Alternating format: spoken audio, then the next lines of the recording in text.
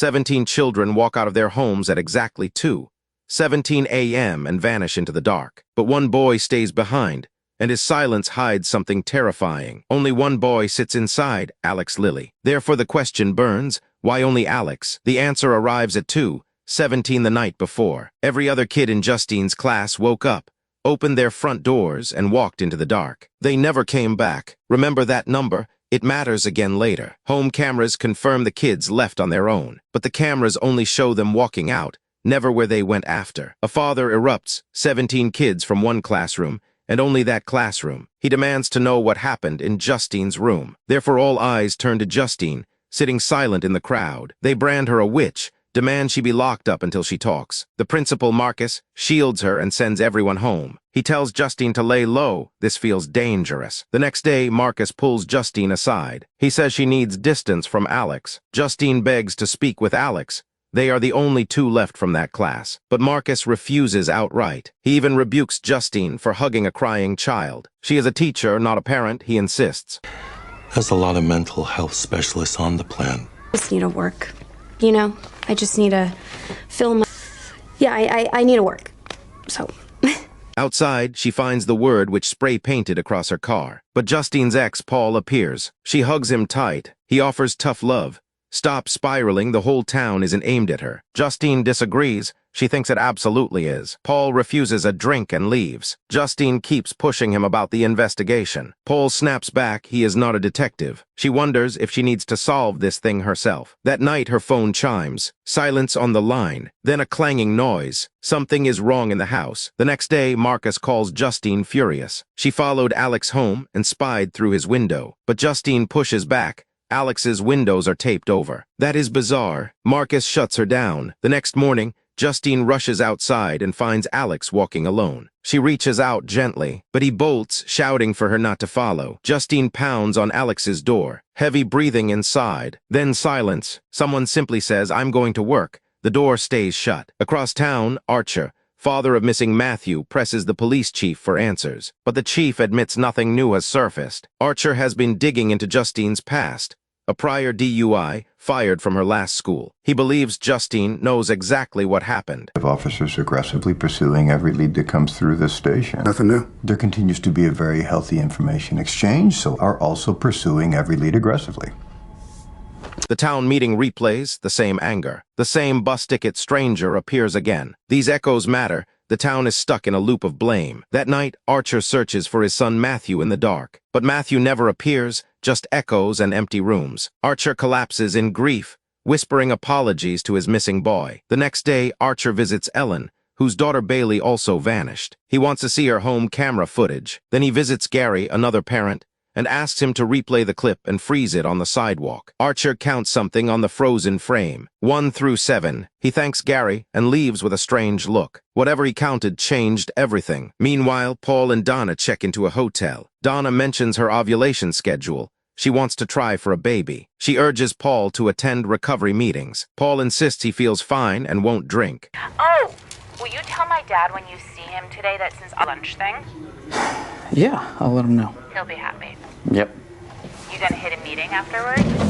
Alone in his patrol car, Paul hears a news report.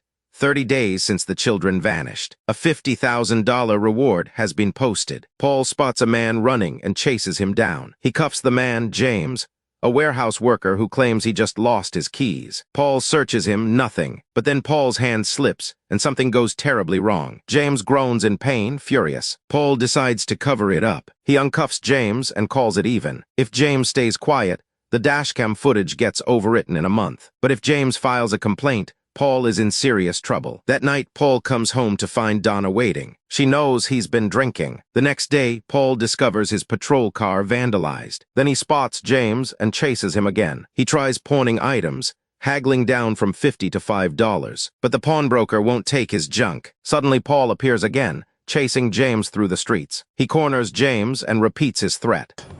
What do you mean, why do you not want? This is good. These are good, look. No. 20. 10. Please, dude, please. James breaks into a house to hide from Paul. He stumbles in the dark, knocking things over. Then he finds the basement. James finds the missing children, all of them, standing perfectly still in the dark. Two strange figures lurk nearby. James stumbles backward in terror and bolts. James calls the police station about the $50,000 reward. He claims he knows where the missing children are, standing in a basement. But James refuses to come inside the station. He's terrified of police. Paul spots James again and charges at him. James stammers that he knows where the kids are. But in the struggle, something sharp catches Paul. He recoils, wounded. The door opens. Paul emerges, but something is off. Paul attacks James, snarling and growling like an animal. Meanwhile, Justine calls Marcus again, insisting something is very wrong inside Alex's house. Marcus compromises. He'll invite Alex's parents to the school for a meeting. But instead of Alex's parents, his Aunt Glattis arrives. Glattis grabs a blade and cuts herself, feigning an accident. Marcus rushes to help, but then Marcus starts choking. Something is wrong with him. He gasps and gurgles. Glattis watches, humming calmly. Whatever Glattis is, she just took him. Could you get me a rag, sweetie?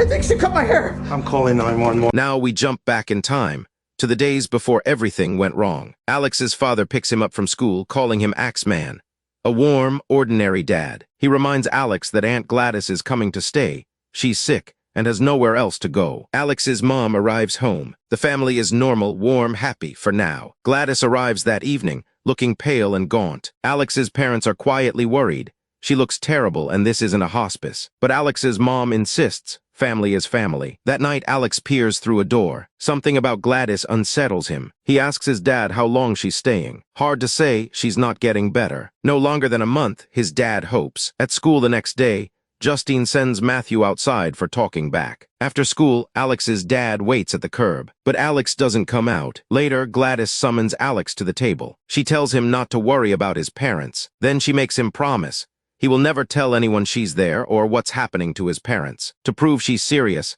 Glattis makes Alex's dad hurt himself right in front of him. Now, before you go to school today, a living soul that I am here, or that... She explains she can make his parents hurt themselves, hurt each other, even eat each other if she wants. Alex is frozen with terror. This woman is not human. She demands the promise. Alex whispers that he won't talk. Glattis tells Alex she's been sick for a very long time. Water won't help. A hospital can't fix her. But she says Alex could help. She wants him to bring an object from each of his classmates home to her. Alex asks if that means she'll go home. Glattis smiles and says yes. So Alex starts taking things from his classmates, quietly, carefully, one by one. But Alex can't say anything. He promised, and Glattis would know if he broke it. That night, clanking and scraping sounds echo through Alex's house. Something is happening in the walls, the floors, the basement. A phone rings. The clock is ticking toward the night. Everything goes wrong. The next morning, detectives arrive at the Lily house. Glattis greets them warmly. Everything looks almost normal, almost. Alex stays silent. The detectives note it but move on. Colbert? Oh, yes. We just wanted to come by the house for a few minutes, see the environment that Alex has been living in. And, Okay. oh, thank you. And, A voice whispers to Alex, "Pack your things, they're leaving tomorrow. And don't step over the salt." There are lines drawn in the house. Protection or containment? Hard to tell. Outside, Archer and James arrive at the house. They see police cars outside. James spots Paul inside the house, but Paul is acting strange. Archer and James enter the dark house. They find Paul in the back, standing still. Paul turns, and he's been taken, just like Marcus was. He lunges at them. Archer finds Matthew in the house, but Matthew is not Matthew anymore. He's been taken like the others. The infected swarm. Archer fights through the horde, desperate. He reaches Paul, pleads with him to stop. But Paul is gone. There's nobody left behind those eyes. Archer sobs. He came all this way to find his son, and found this. Justine screams as she runs upstairs, trying to escape the swarm. Glattis watches from above, directing the chaos like a conductor. "That's good," she whispers. But then the children turn on Glattis herself. She wails in terror. The weaponized kids overwhelm Glattis, swarming her from every side. The controller becomes the controlled. Archer finds Matthew finally. His son is free, but changed forever. All the children from Justine's class were reunited with their families. Some even started talking again this year. Alex moved to another town with a different aunt. A nice one this time. The town buried the story, but everyone here knows what happened, and what walked out at 2:17 in the